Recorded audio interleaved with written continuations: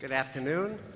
I'm David Walensky from Cleveland Clinic, Florida, and with me is Gordon Dupuy from Mount Sinai. Where are you from? Mount Sinai, St. Luke's? Mount Sinai, St. Luke's and West. Okay.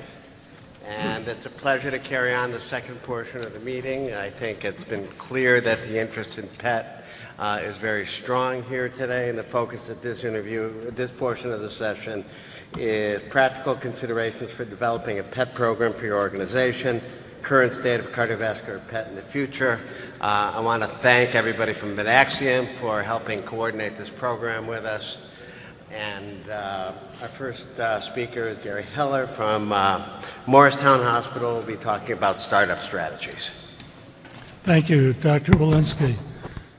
For those many of you know I've been involved in nuclear cardiology for a few years. I won't say how long.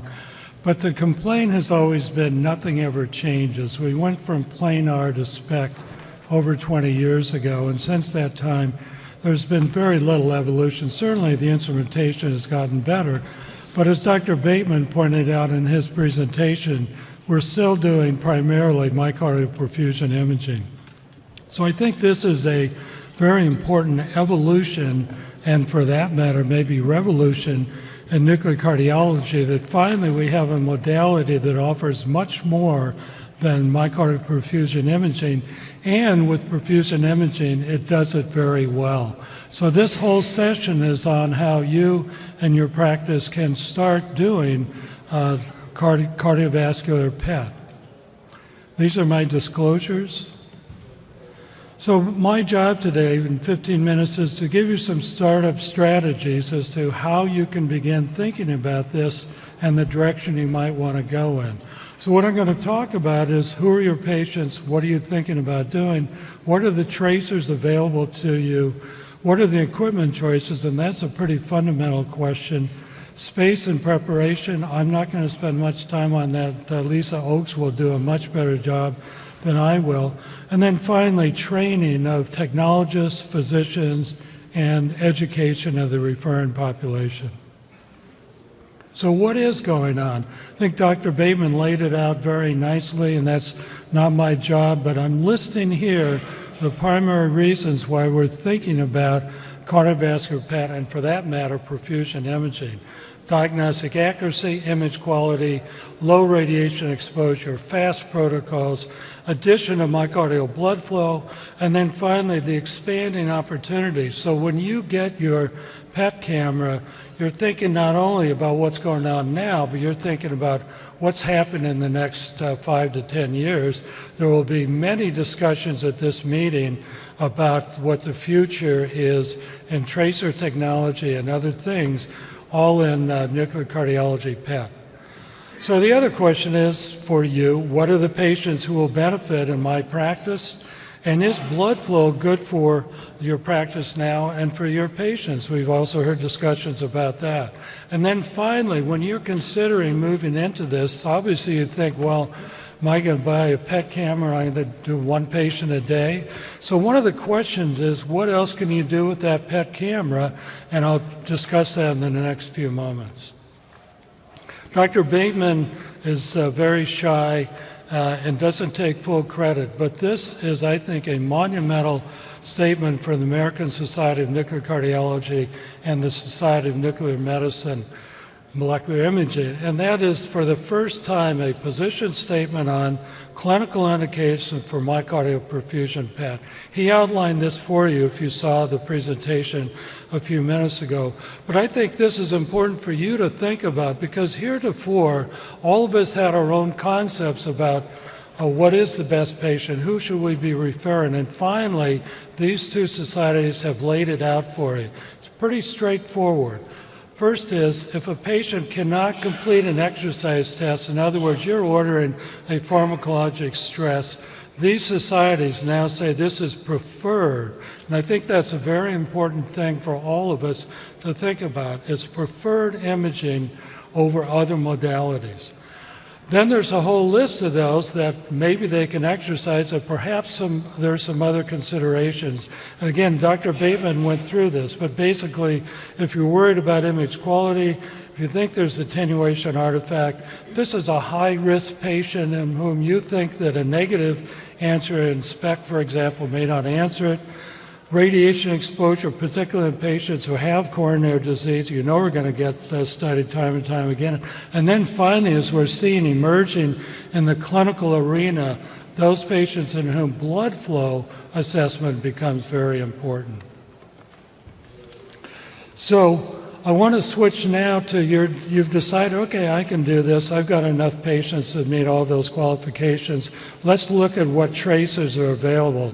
Basically, the choice is relatively simple, and that is either rubidium or ammonia. Dr. DeKemp will discuss in much more detail both of these agents in a few moments, but I wanted to just throw this out because when you're thinking about other aspects of your practice, you have to start thinking about which one of these you're going to move in.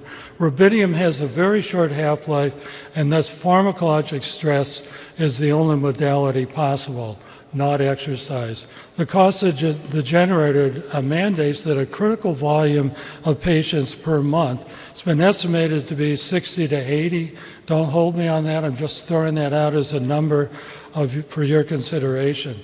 On the other hand, I would also say that if you are going to buy a new SPECT camera, you don't want to buy it for one patient a day either. So this is somewhat similar between whatever instrumentation you decide on. It's estimated that there are currently 160 to 180 sites using rubidium within the United States. And remember, this is going on in other countries as well. On the other hand, ammonia is available. This is cyclotron produced, and as a result of that, you have to have the cyclotron within close proximity because it's a 10-minute half-life. So it should be either on-site or readily available. The alternative is a desktop. I'll share an example of that in just a moment. However, in the range of 10 to 20 sites currently are using this. So Dr. DeKemp, again, will spell this out, but this is part of the playing field.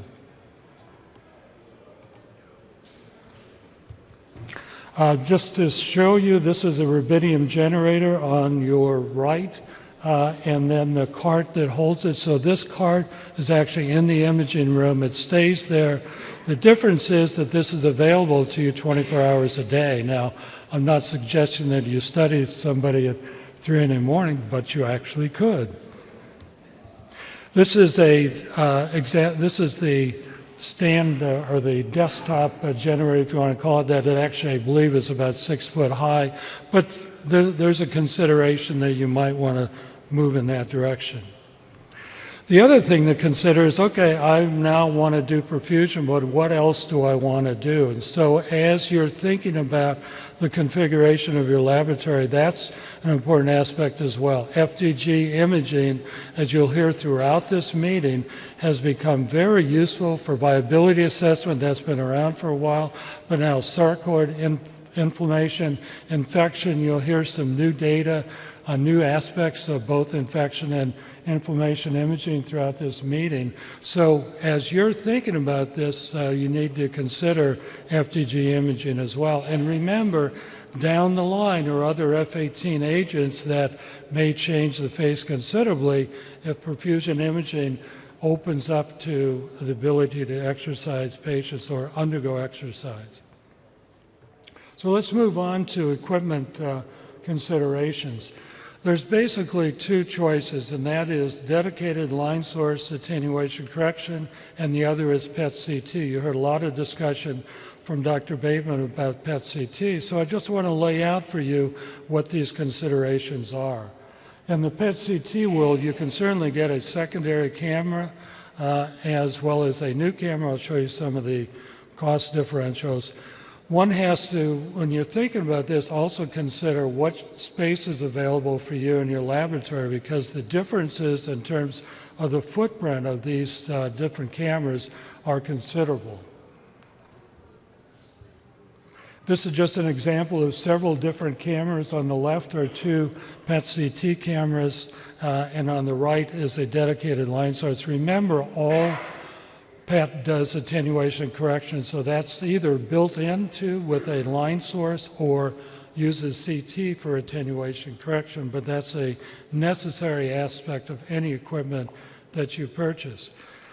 In the real world, a number of laboratories that have started or are thinking about starting actually choose to do dedicated cardiac PET, and that's fine, but I want to show you what the differences are.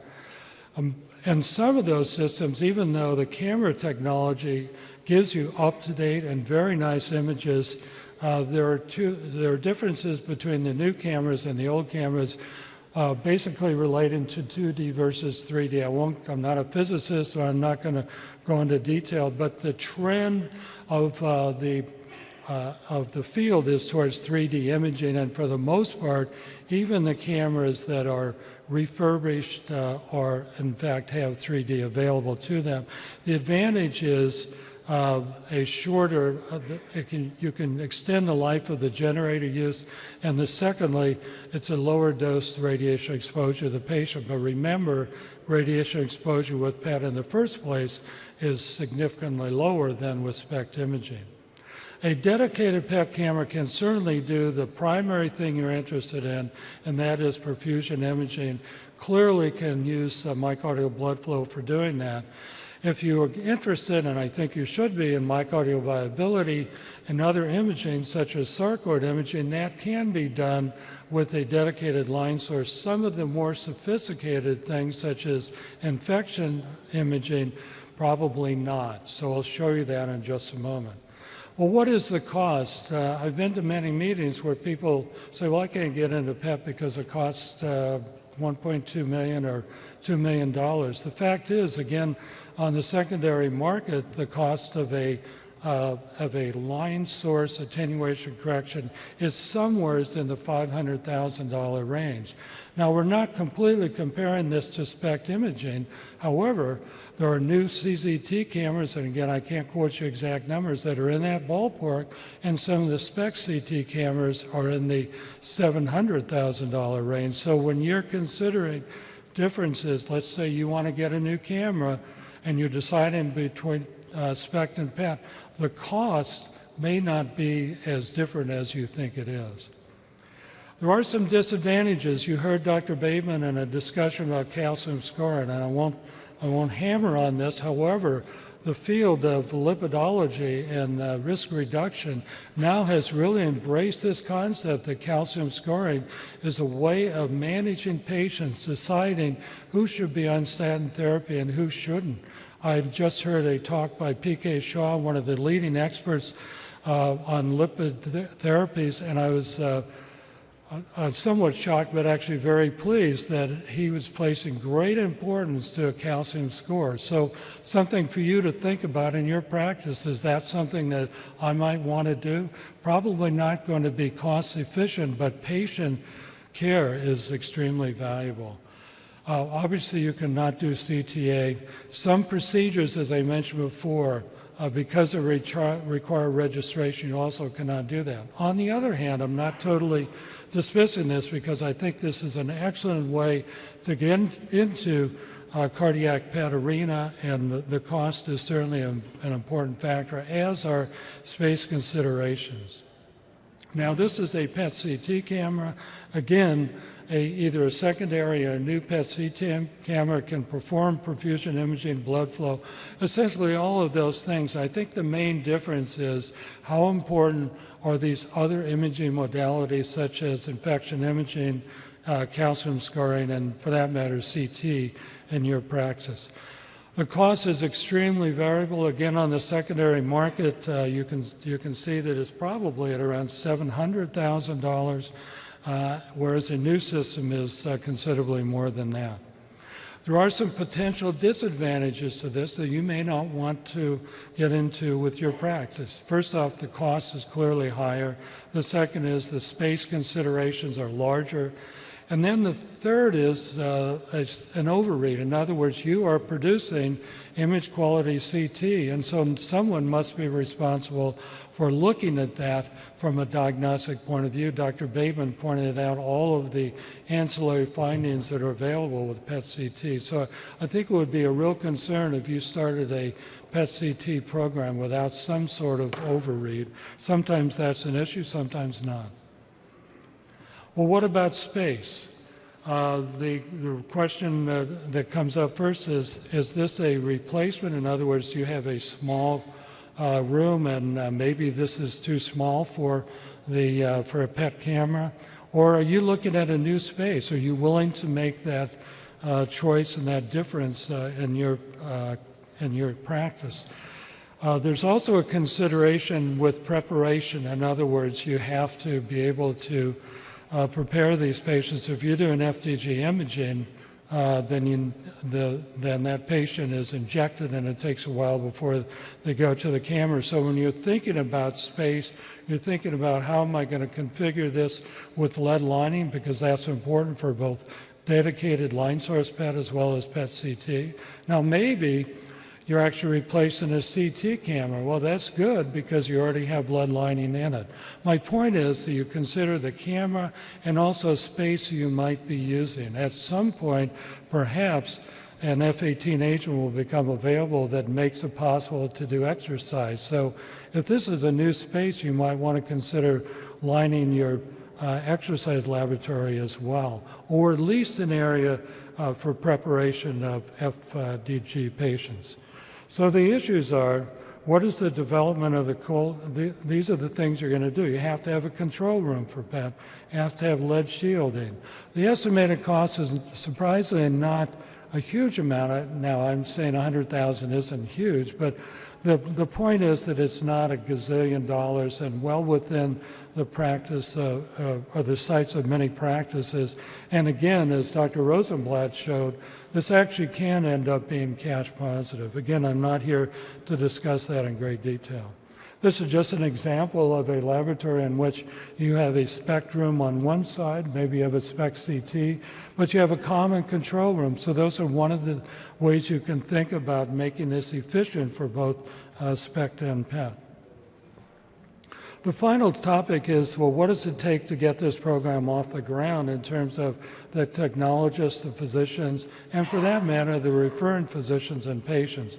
I think it's absolutely essential that technologists learn about PET. There are differences in terms of acquisition processing and even artifact recognition. So when you are thinking about this, you need to think about how your technologists will become educated. Physician training is also very important. This is, in a sense, easier to read than SPECT because for the most part attenuation artifact has gone away. On the other hand, it's more difficult because of other issues such as attenuation artifact that you don't recognize, misregistration, motion, things like that that you may not have seen in your current practice. So I think there's an educational necessity for physicians as well as technologists. Also remember, you may be doing blood flow, and I strongly recommend it. Apparently about 40% of laboratories are already using blood flow in the clinical arena. So this is a new experience. Now, you can look at this in one of two ways. One is this is sort of threatening. The other is, wow, after 20 years, we've got something new to do. I think that's great. So the other thing is non-perfusion imaging, and that is that this is another learning curve, and that's a difficulty. On the other hand, to be doing a different modality that you did before is, I think, is very interesting, and it's a great opportunity. I have one more slide, and that is the education goes beyond the technologists and the physicians. It goes into the patient training. It goes into training or teaching your cardiologists they need to refer for this modality. And finally, it's sort of bragging rights. If you're the first area or the first laboratory doing cardiac PET, then you ought to let the rest of your community know. I'm going to skip over this because we've already discussed it. I would just say one final slide, and that is, what is the reluctance? Here's a great modality because we're hearing all about it. Well, what are we concerned about? One is cost. That's a big issue, and it's probably more so in the future. But as Mr. Sobel said today, I think what's going to win out is quality more than anything else. So with that, I will close, and thank you for your attention.